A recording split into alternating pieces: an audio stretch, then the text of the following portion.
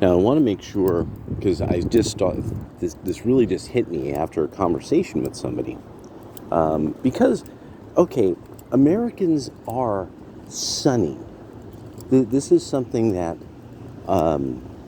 people have commented on for way over 100 years. We are generally sunny people in America. It comes from the British Protestant tradition of just being kind of at your top, just putting a smile on it, because life is hard, so you gotta, darn it, you gotta smile, smile, darn you, smile. Well, one of the things that I was thinking about is, you see, to some degree, the idea that education, and this is really important because I have forgotten how this was so key in Freemasonry, and the relationship that Freemasons had to the structuring of civil society, the norms of society, but a big part of this was education. That you end up finding, super cool. See, you always got to look out. The folks in a pickup truck know this guy can cross the street, but I just can't accelerate.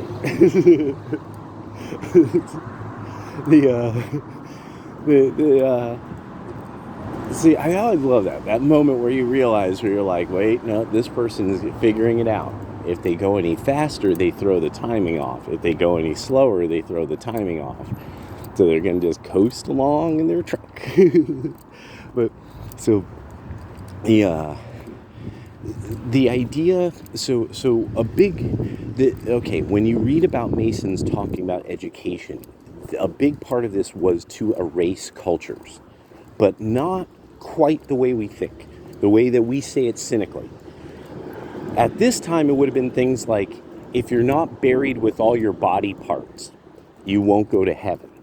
My mother used to say this, and I was like, where'd she get that? Well, it's because I had gone through education that had erased such an idea. It probably is a solid biblical concept, but it's just why this was a fixation of hers. I think because of surgeries she had. But the thing that really hit me in the long run was that as I read more and more about education and the Masons, a lot of people don't really get, a lot of Native Americans were Freemasons. So this whole idea of people taking the kids away to school, because you would have to figure, if this was universally hated, how could it have ever been done? Oh, it must have just been done by force. They just took the No. There were people who were like, we can't teach them to read words. We don't have enough people who are literate.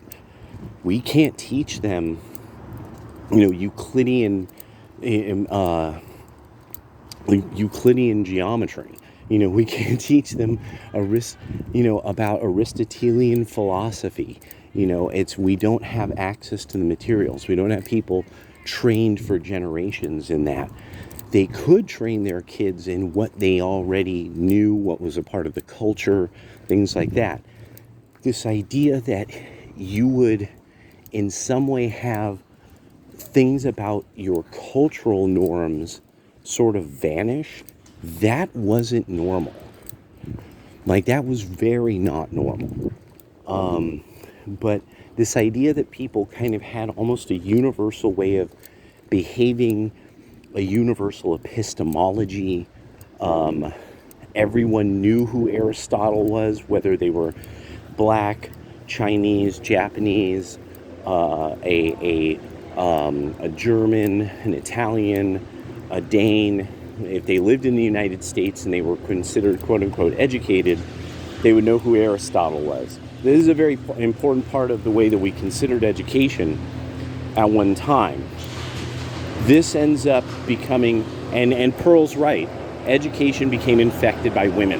Infected. It wasn't that they are far worse at it than men, and this is can even be noted in Catholic schools as well.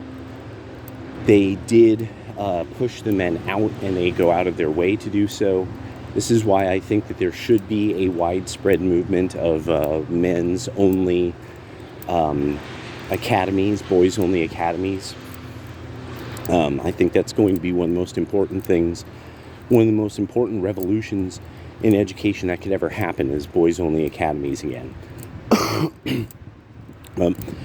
This also, I mean, it had the good part of getting people to question an idea that, say, maybe people in their own household had never even heard of.